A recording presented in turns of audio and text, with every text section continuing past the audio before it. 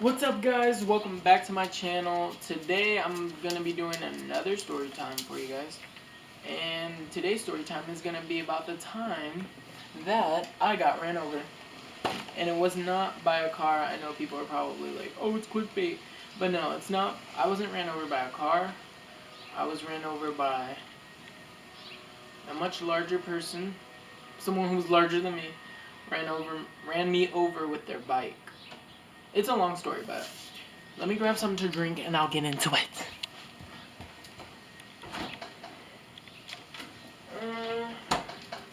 We'll go with water today, guys.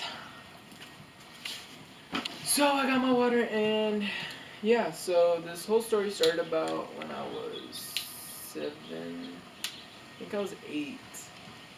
7 or 8. Oh look, there's people outside. 7 or 8 years old, and we all went to the park because we live right down the street from a park. Well, we used to. So it was me, my brother, my parents, and I think it was just us 4.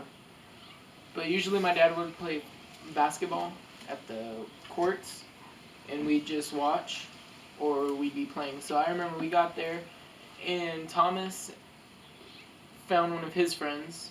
One of his friends was there. So Thomas went and started playing with his friend, and then I saw one of my friends from school. So me and him started hanging out, and I don't know what happened. We were so bored though, but okay, so the way the park is set up, it's like the court's right here, then there's a sidewalk, but it's like a steep hill like this, and it wraps around the entire park. The court's right here, and there's a steep path, and on one side of the path there's bushes and these big like trees, the ones that give off the pine cones, and then across from that is the big open field. So it's like court, field, sidewalk, and then all the bushes. So Thomas and his friend were playing in the bushes by the trees, and I think they were gathering pine cones or something. And next thing you know, they started throwing them at us. So we started to throw them back. So next thing you know, it just turned into like a big pine cone war, and they were throwing them at us. But if the way you look at it, they had to throw it over the sidewalk, the steep hill sidewalk. So they're throwing them at us over there, and then that was the boundary. The sidewalk was the boundary, so they throw them over at us, and we throw them back. And I remember they hit my friend pretty good in the back of the head. But anyways, we were doing that. Sorry. We were doing that, and it was fun for a while. And then as we were doing that, we would have to pick up any pine cones that were on the ground, and they were trying to collect pine cones over there as well. I think one of them was up in a tree dropping the pine cones down to the water. I don't know. But as we're doing that, we had no pine cones on our side, and I think my friend had like 3, and I didn't have any. So I was looking for him, and there was one on the path, the boundary. So I wasn't thinking, I just ran it, and I was picking it up, and all I hear is this screaming, like a loud, high-pitched scream. So I was like, what the heck? So I'm looking around. I look back at my friend, and then his eyes are wide. He's looking at me, and his eyes are like big. And then I look over at Thomas and them, and they're picking up pine cones, so they don't notice. But then I turn my head, and next thing you know, it's just black. Literally. It felt like I was in a movie, because everything just went black. And so then when I opened my eyes again, because everything went black and I fell to the floor. So when I opened my eyes again, all I saw was like a bike tire rotating in my face. And I was like, what the heck? So then I opened my eyes, and there's a girl on the ground, and this girl ran me over with her bike. And I was 7 or 8, but I was always smaller for my age. So I was like very fragile and small. So like, and she was like a full-grown teenager, almost like a woman. I think she was like 17, and she was kind of heavy set, but like, she ran me over with her bike. And I wouldn't say it was her fault for the most part, but I don't know. I think she was on her phone or something when she did it, so that's why I was like, really? But it was my fault for stepping onto the thing and not looking. But I just remember I was so upset that I wasn't upset that she hit me because it was kind of my fault, but I was upset that she didn't say sorry after. But yeah, she hit me pretty hard, and then when I opened my eyes, they picked up the bike off of me, and then literally all the guys who were playing basketball were just standing around like, "Oh, is he good? Is he good?" And I remember my dad ran over and he's like, "You okay? You okay?" And I was like, "Yeah, my leg's hurting real bad though." And then they're like, "You're good, you're good." So I remember they picked me up and they dusted me off, but I remember I couldn't limp because I don't know if it was my left or my right. I think it was my left, but I could not walk and I couldn't limp or anything. And literally when they picked me up, it felt like one half of my leg wanted to stay on the floor and the other was like in the air. So it felt like they were separated, if that makes sense.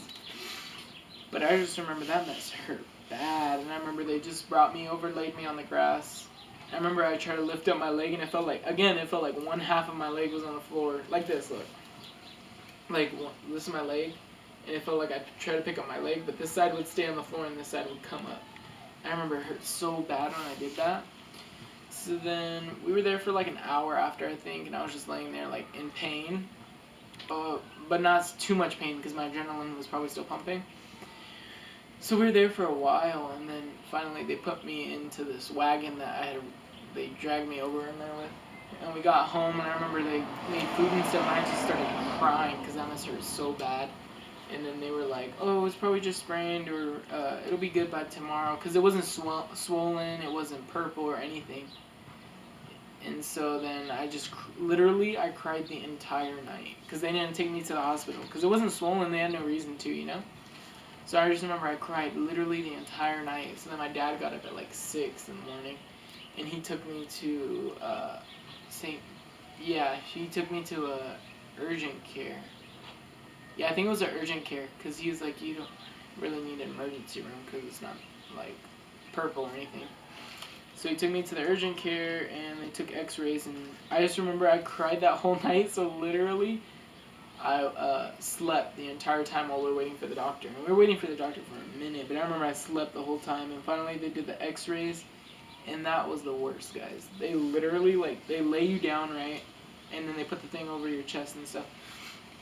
And they twist your legs all different ways so they could try and get shots of everything. And I just remember they kept twisting and it was hurting so bad. I remember I was just screaming the whole time. And they're all, "You're good, you're good. We just gotta make sure it's good." I remember they just kept twisting it and turning it all these different ways. And I was screaming like, I think I was yelling. I was like, "Stop it, leave me alone." And then finally, when the X-rays came back, it said that it was fractured in 2 places.